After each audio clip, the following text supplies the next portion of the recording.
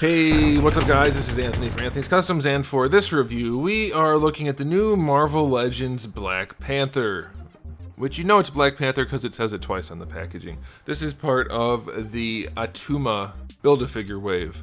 I will not be completing the wave, so I will not be reviewing that Build-A-Figure. But I'm going to review the two comic figures, this one and the other one.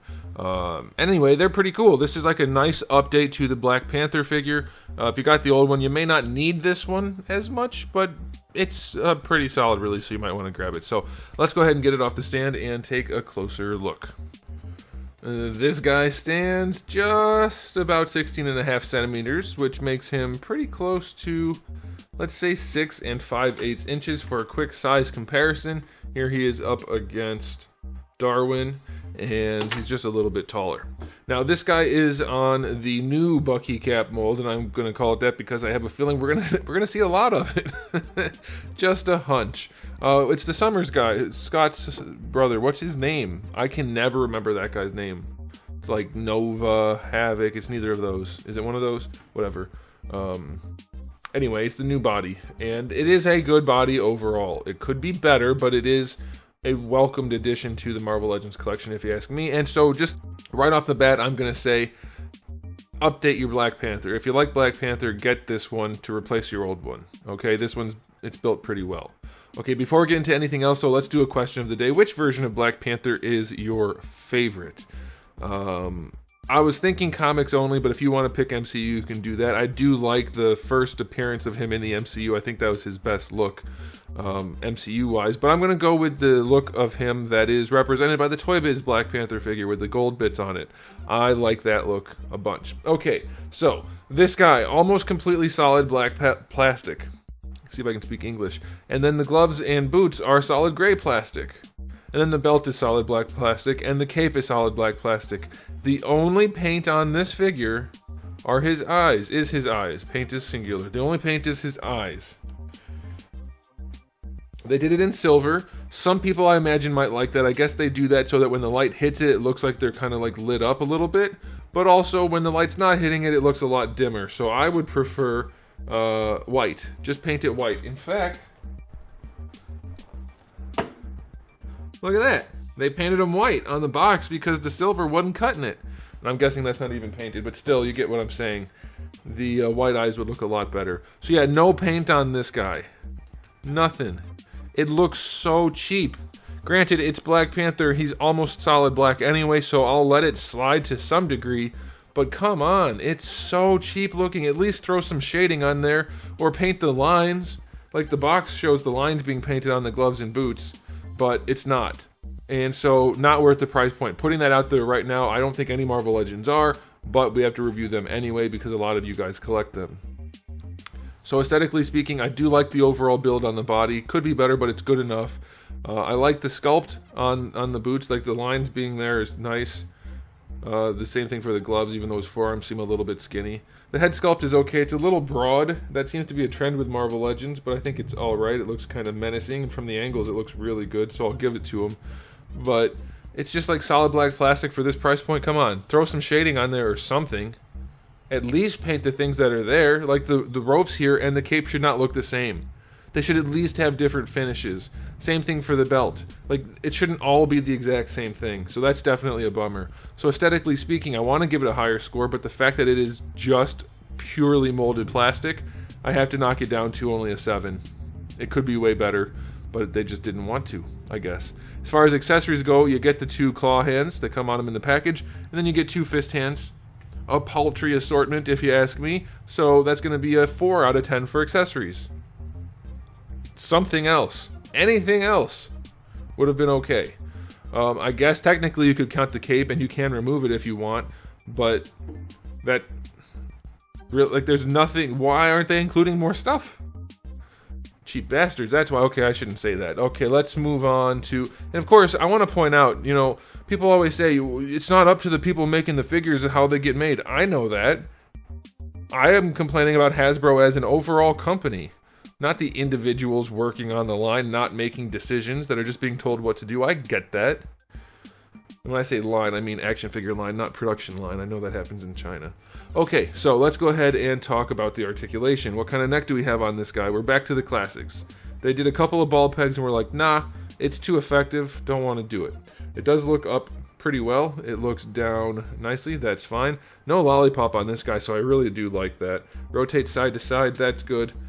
Attitude, just a touch. You could get some attitude if you had a ball peg. So that's a bummer. Shoulders, out to the side, just shy of horizontal, I think that's fine. You're going to get your rotation, not counting where the cape is in the way. The cape is a fairly stiff plastic, by the way, so that's a little bit of a bummer. Bicep swivel is okay. Double jointed elbow, that's all fine, that works. And then the wrists have a swivel and a hinge. Again, we have the arthritis hand. I do prefer my claw hands to be a little bit more open, like you can't even make him hold something with a pinky like that. Just instead of doing this, do this. Let me zoom out. Just do that with the claw hand rather than this, because this is way less useful. Or include both.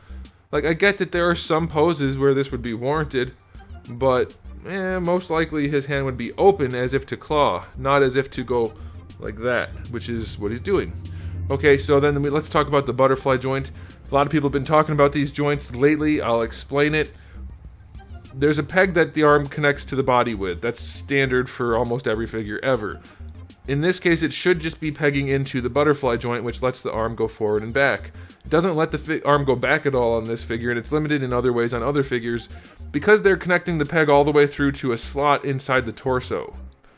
That's what's limiting the butterfly joints on a lot of these figures. So if you want to fix it, it's fairly easy. Heat this up a little bit, pop the arm out, you'll see the extended peg. Cut off the extension. You want to leave one lump on there, not two, and then pop it back in and you'll have better butterfly range. But as it is, you just get a little bit of forward range, and that's not limited by that peg. It's just poor design. Doesn't bring the arm, like here, I won't use the butterfly on one side and I will on the other. It's so limited that it really doesn't serve a purpose. It's kind of a bummer, and then it can't go back because of that peg, so that's a bummer. Ab crunch on this guy, really poorly conceived. So this is one of those things where it's like, is it up to the pencil pushers or is it up to the person designing the articulation? Because the articulation's there, it's a new sculpt. Why does it have that giant ridge right there, that giant gap in the torso? Why is it not sculpted through smoothly? Those kind of things. Does not look good. Leans forward nicely, that's okay. Waist twist is fine, floaty belt is floaty. On the hips, they go forward to horizontal, that's good. Going back, not really. Going out to the sides, more limited than it needs to be. We could definitely get more range out of that with just a few slight tweaks, so that's a little bit unfortunate. Thigh swivel is fine. Double jointed knee works nicely, no problems there. You do get a boot swivel if you like it. I don't, but it's there, so that's okay. Feet go all the way back, pretty far forward, and you get a solid ankle rocker. So yeah, it's not bad. There's some things that aren't right about it, but it does pose pretty well. You should be able to get them into most poses, I think. Though you could get them into better poses if they weren't artificially limited by weird design choices. So I'll give the articulation an 8. For Marvel Legends, it's pretty good. Not impressive, but it should get most jobs done. So now it's time for the final verdict. It's a solid release. It's a fine Black Panther. If you're willing to throw some paint on there, maybe get some dark blue for his boots and gloves if you want to go for that look, or maybe even black, or whatever it is that you want to do. You could definitely spruce him up with some paint if you wanted. But you shouldn't have to, and the rating doesn't include that. My rating includes the fact that it's a solid hunk of black plastic. Or it's solid black plastic. It does have separate chunks, obviously. It's just so lazy. I mean, it's not lazy, it's a purpose. It's like they chose to do it to save money. It's not lazy, it's cheap. That's what I should say. So yeah, I'm going to knock down a few points for that. Some shading, some finish, anything, literally anything would have been better than this. The only way they could have done less is to not paint the eyes at all. So I'm going to give this one only a 7. You can't hike the price and also cut quality at the same time. Nope. And have record profits, by the way. Yeah, not going to happen. Not going to fly for me. So 7 out of 10. It's average for Marvel, like average good for Marvel Legends.